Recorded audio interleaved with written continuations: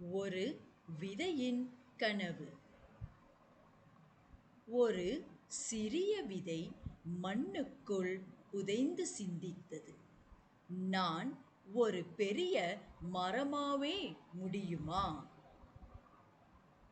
மணலும் காற்றும் சொன்னது, முடியாது, நீ மிகவும் சிறியது.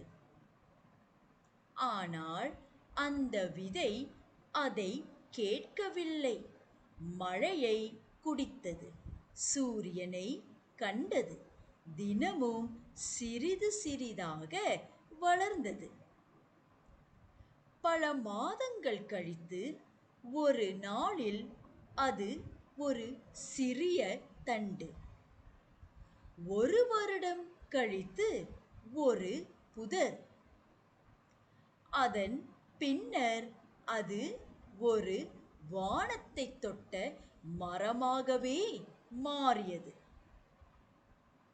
நீதி: நம்மை நாம் நம்பினால் நாம் எந்த உயரத்துக்கும் வளரலாம்.